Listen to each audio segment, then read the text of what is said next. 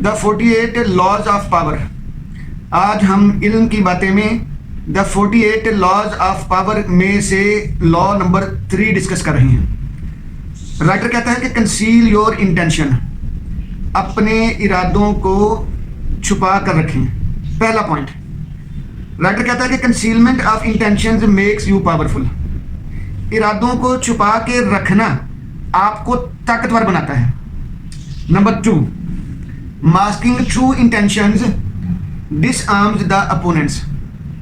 आप अपने इरादों को अगर मास्क पहना के रखेंगे, ढांप के रखेंगे, तो इससे आपके अपोनेंट, आपके मुखालिफ कमजोर रहेंगे। नंबर 3, राइटर कहता है कि डिस्ट्रैक्शन इज डिस्ट्रक्शन, यानी डिस्ट्रैक्ट करना, मिसलीड करना असल में तबाही है, तबाह करने के बराबर है। और मैनिपुलेशन, राइटर कहता है कि manipulation makes you protected and powerful. चीज़ों को मैनिपुलेट करके बयान करना है, ये भी आपको ताकतवर और प्रोटेक्टेड बनाता है। आखिरी बात, कंट्रोलिंग परसेप्शंस। राइटर कहता है कि controlling perceptions of others makes you powerful. दूसरों की परसेप्शंस को कंट्रोल करना, इससे आप पावरफुल होते हैं। ये जानदार बात है, इस पे बात करते हैं कि कैसे। बिस्मिल्लाहिर्रहमानिर्रहीम। साथियों, आप देख रहे हैं इल्म की बातें और आज हम बात कर रहे हैं द 48 लॉज ऑफ पावर के ऊपर। रॉबर्ट ग्रीन साहब की इस किताब का आज हम लॉ नंबर 3 डिस्कस कर रहे हैं। राइटर ने इस लॉ का टाइटल दिया है कंसील योर इंटेंशंस, यानी अगर आप ताकतवर होना चाहते हैं तो फिर आपको अपने इरादे और अपनी नीयतों को छुपा के रखना होगा। यानी वक्त से पहले अपना इरादा और अपनी नीयत या अपने काम करने की वजह को डिस्क्लोज नहीं करना। इस्लाम ने भी इसकी बड़ी अच्छी वजह बयान की है, आगे हम इस पर डिस्कस करेंगे इंशाल्लाह। तो उसका पहला पॉइंट राइटर ने कहा है कि concealment of intentions makes you powerful. भाई, अगर आप कामयाब होना चाहते हैं, अगर आप पावरफुल होना चाहते हैं, आप ताकतवर बनना चाहते हैं, आप द एक्यूमुलेशन ऑफ पावर चाहते हैं, ठीक, तो फिर क्या होगा? सबसे पहला पॉइंट आपके पास ये है कि कंसीलमेंट ऑफ इंटेंशंस। आपको अपने इरादों को छुपा के रखना पड़ेगा। हर वो बंदा जो अपने इरादे छुपा के रखता है वो पावरफुल रहता है। हर वो बंदा जो अपनी नीयत, अपना काम करने की वजह, अपना इरादा अपने तक रखता है, उसको बताता नहीं फिरता, उसको डिस्क्लोज नहीं करता है, वो पावरफुल रहता है। तो इसलिए कहा राइटर ने कि concealment of intentions makes you powerful. इरादों को छुपा के रखना ही असल में आपको ताकतवर बनाता है। ठीक, देखो साथियों, जितनी चीजें आपकी कंसील्ड होंगी ना, आपकी छुपी हुई होंगी, ढांपी हुई होंगी, ढकी हुई होंगी, उतना आप सिक्योर्ड होंगे, प्रोटेक्टेड होंगे। लेकिन जितनी आपके अंदर ओपननेस होगी, उतने आप ज्यादा वल्नरेबल होंगे। ठीक है, आप इजी टू अटैक्ड होंगे। ठीक, तो ये देखने वाली बात है कि आपने कंसीलमेंट को प्रैक्टिस करना है। कंसीलमेंट बहुत जरूरी है। ठीक, पहला पॉइंट। दूसरा पॉइंट देखिएगा जी, पॉइंट नंबर 2, राइटर कहता है कि masking true intentions disarms the opponents. अब हम किसी भी लेवल पे हो ना, हम छोटे लेवल पे हैं, घरेलू यानी घर के लेवल पे हैं, किसी ऑर्गेनाइजेशन के लेवल पे हैं, किसी इदारे, छोटे इदारे के लेवल पे हैं, शॉप है, वर्कशॉप है, कुछ भी है। भाई हमारे कुछ ना कुछ तो राज है ना। हमारे क्लाइंट हमारे जो होते हैं वो भी राज होते हैं। हमने कहीं ना कहीं से पैसा जनरेट करना है, ठीक है। हमारे काम करने के तरीके, हमारे फार्मूले होते हैं, हमारे फिक्सचर्स होते हैं, टूल्स, ठीक है, ये सारे हमारे राज होते हैं। तो राइटर कहते हैं कि मास्किंग ट्रू इंटेंशन, अगर आप अपनी इंटेंशंस को मास्क पहनाए रखेंगे, यानी ढांप के रखेंगे, कवर करके रखेंगे, तो उससे आपके अपोनेंट्स होते हैं वो डिसआर्म रहते हैं।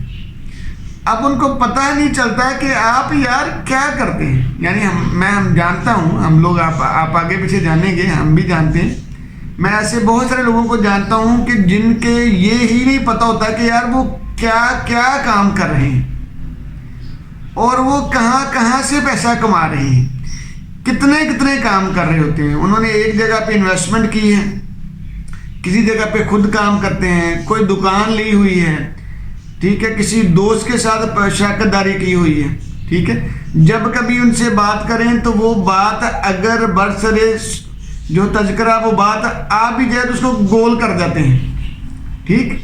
तो उसका फ़ायदा क्या होता है कि आपको ये ही नहीं पता चलता कि यार इसकी फुटिंग्स क्या है, ये कितना पावरफुल बंदा है। आप डाउट में रहते हो, ठीक है, बैठ के अंदाजे जरूर लगाते रहते हो कि यार इसके पास पता नहीं कहाँ से पैसा आ जाता है, ये करता क्या है, ठीक है, समझ आई ना। तो ये चीज़ें राइटर कहता है कि आपके जो अपोनेंट्स होते हैं ना तो वो डिसआर्म रहते हैं, वो पावरफुल नहीं हो पाते, वो आपके खिलाफ कोई फ्रेमिंग नहीं कर पाते, कोई डिफेंस तैयार नहीं कर पाते। तो राइटर कहता है कि masking true intention is important. दो बातें।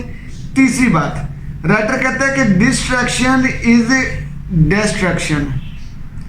ये बड़ी कमाल बात है। डिस्ट्रैक्शन यानी डिस्ट्रैक्ट कर देना, राह से भटका देना, उलझा देना, बेराह बना देना, यानी मिसगाइड कर देना। कहता है जो डिस्ट्रैक्शन है ना ये असल में डिस्ट्रक्शन है, तबाही है। भाई अगर आपने इस्लामाबाद जाना है तो आपको इस्लामाबाद की बजाय फैसलाबाद भेज दिया जाए। आबाद और आबाद, इस्लामाबाद और फैसलाबाद, ठीक है ना, दोनों में कितना फर्क है, ठीक। तो ये एक बड़ी कमाल बात है।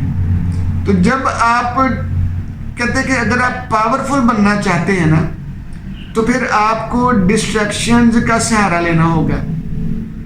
अच्छा मैं यहाँ पे रुकता हूँ। मैं ये जो पावर की बात कर रहा हूँ मैं ताकतवर होना है यानी पॉजिटिवली बात कर रहा हूँ, ठीक है। मेरा कोई ताल्लुक ना तो सियासी मामला से ना नेगेटिव इश्यूज के साथ, ठीक है।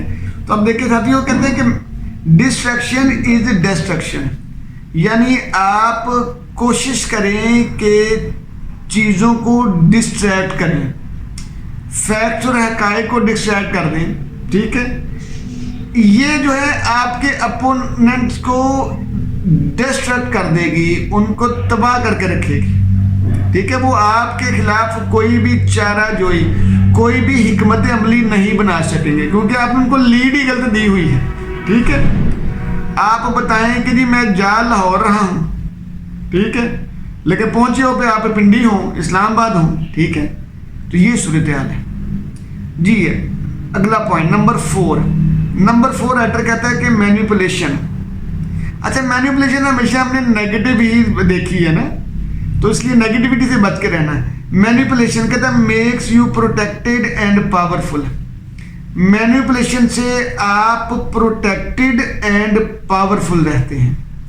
अच्छा मैनिपुलेशन एक आर्ट है, हम में से हर बंदा अपने अपने लेवल पे छोटी बड़ी मैनिपुलेशन कर रहा होता है, ठीक है। जितने के जोगे हम होते हैं हम चीज़ों को मैनिपुलेट ज़रूर करते हैं, तोड़ मोड़ के ज़रूर बयान करते हैं, ठीक। तो राइटर कहता है कि एक तरीका ये भी है पावरफुल होने, सिक्योर्ड होने और प्रोटेक्टेड होने का कि मैनिपुलेशन का इस्तेमाल करें, क्योंकि मैनिपुलेशन मेक्स यू प्रोटेक्टेड। जी आखिरी बात, राइटर ये कहता है कि कंट्रोलिंग परसेप्शंस, ये मेरे लिए बड़ी चैलेंजिंग बात थी। फिर मैंने इसके ना आगे 5-4 वेज भी ढूंढे, फिर ये आपको मजा आएगा इंशाल्लाह। राइटर कहता है कि कंट्रोलिंग परसेप्शंस, लोगों की आपके बारे में जो राय है, परसेप्शन है, अंदाजे हैं, पंजाबी में कहते हैं गुवेड़ लगाना, ठीक है ना, अंदाजे जो लगाते हैं बैठ के, कहते हैं मेक्स यू पावरफुल।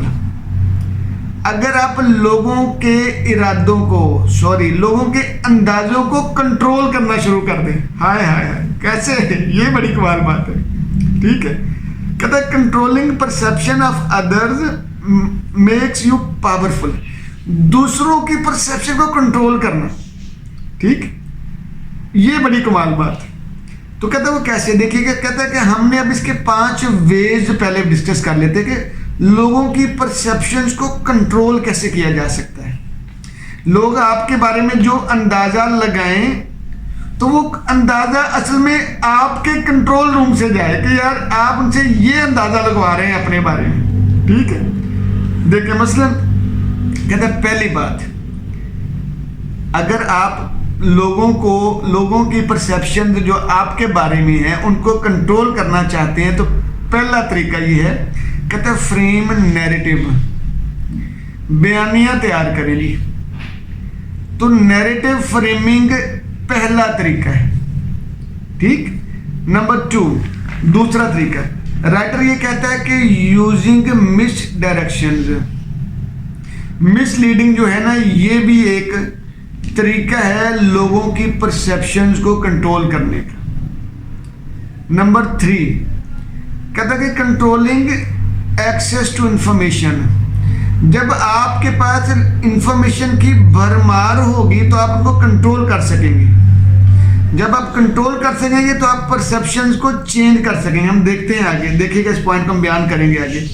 और स्ट्रेटेजिक यूज ऑफ साइलेंस, खामोशी का इस्तेमाल, बड़ा मानी खेज, स्ट्रेटजी से भरा हुआ, यानी स्ट्रेटेजिक यूज ऑफ साइलेंस, कहाँ पे खामोश होना है। देखिए एक बड़ी कमाल बात थी, ये आपने सुना होगा भुट्टो का, जब भुट्टो से पूछा गया ना कि अगर ये इलेक्शन 1971 के, ठीक है ना, अगर आप ना जीत पाए तो क्या आप इक़्तिदार आगे दे देंगे, छोड़ देंगे, तो फिर क्या होगा।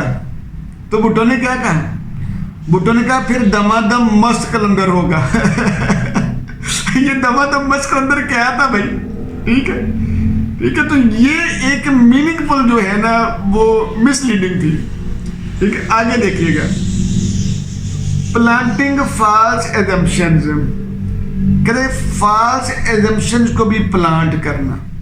ये हमने अब 5 तरीके बताए हैं लोगों की परसेप्शन को कंट्रोल करने के लिए, ठीक। लेकिन अब इस पे जरा बात करते हैं कि हुआ क्या है और हो कैसे सकता है। साथियों अपने 2003 की इराक वार का तो हमें पता है, ठीक है। जो हमारी एज के हैं ना उनको तो बिल्कुल लाजमी पता होगा, हमने तो आंखों से देखा है ना ये सारे मामला, हमने सारा बैकग्राउंड इनका जानते हैं, ठीक है। फ्रेमिंग नैरेटिव से बात शुरू करते हैं। इराक वार का जो है सबसे पहला स्टेप उन्होंने क्या लिया, जॉर्ज डब्ल्यू बुश ने क्या किया कि इराक के ऊपर हमला करना था, जंग मुसल्लत करनी थी। तो उन्होंने पहला स्टेप ये किया कि नैरेटिव फ्रेम करना शुरू किया सद्दाम हुसैन के खिलाफ, इराक के खिलाफ। उन्होंने ना selective presentation of intelligence report के जरिए नैरेटिव बिल्ड करना शुरू कर दिया। पहला पॉइंट क्या किया उन्होंने, फ्रेमिंग नैरेटिव, नैरेटिव को फ्रेम कैसे किया। पहले कैसे, उनकी जो इंटेलिजेंस की रिपोर्ट्स थी ना उनको मिस प्रेजेंट किया। जो वो चाहते थे कि इराक पर हमला करें, तो उन्होंने इसको मिस प्रेजेंट करके इंटेलिजेंस की रिपोर्ट्स को एक नैरेटिव बिल्ड किया, ठीक। पहला पॉइंट हो गया कि मिस रिप्रेजेंटेशन या miss printing of intelligence report. दूसरा पॉइंट क्या किया उन्होंने, इसके साथ इमोशनल अपील को जोड़ा। यानी ये 2003 में जंग लगी है, इराक वार हुई है, ठीक, और 2001 में यानी 11/11 वाला वाकया हुआ था। तो अभी ये ताज़ा थी खबरें, ताज़ा थे माहौल, टेररिज्म, ठीक है, ये ताज़ा था। इन्होंने इस हद तक ये लफ्ज इस्लामोफोबिया, टेररिज्म, इस्लाम, दहशतगर्दी के फ्रेजेस इतने ज़्यादा बोले गए, इतनी स्पीचेस की गई कि वो उनके सामने एक पूरा माहौल तैयार बना हुआ था। ठीक, तो उन्होंने इसके साथ 9/11 को जोड़ दिया, यानी जो ट्विन टावर्स वाला वाक़या हुआ था कि जी इसके बिल्कुल ऐसा ही किस्म का जो माहौल है या इस किस्म की तबाही जो है वो सद्दाम हुसैन और इराक करना चाह रहे हैं। ठीक है, तो जो वर्ल्ड ट्रेड सेंटर में हुआ था, 2 उन्होंने स्टेप लिए। तीसरा उन्होंने काम ये किया कि रेपिटेशन ऑफ की फ्रेजेज, ऐसी तकरीरें की जिनमें बार बार तक WMDs का इस्तेमाल यानी वेपन ऑफ मास डिस्ट्रक्शन का इस्तेमाल किया गया बार बार।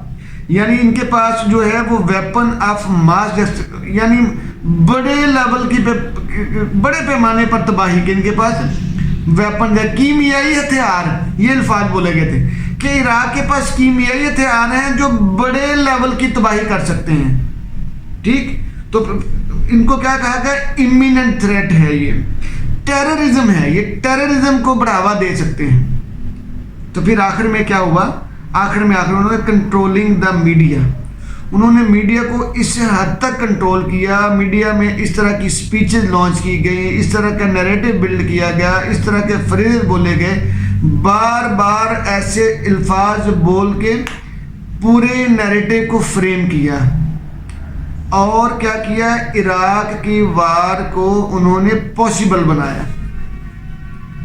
ये था तरीका उनका। लेकिन हकीकत देखें क्या थी, हकीकत आप जानते हैं ना, हकीकत बाद में इन्होंने क्लेम किया, बाद में इन्होंने माना, कन्फेस किया टोनी ब्लेयर ने भी। ठीक, बाद में उन्होंने माना कि हमारे पास कोई सबूत नहीं था। ये टोनी ब्लेयर का बाकायदा कन्फेशन यूट्यूब पे पड़ा हुआ है। ठीक, तो कहता है हकीकत ये निकली कि नो WMDs यानी weapon of mass destruction were found. उनको पता था पहले भाई इनके पास जो वेपन ऑफ मास डिस्ट्रक्शन कोई नहीं है, ये तो सिर्फ उन्होंने इराक पर हमला करने, इराक पर कब्जा करने और सद्दाम हुसैन को काबू करने, ठीक है, इसके लिए सारा काम किया था।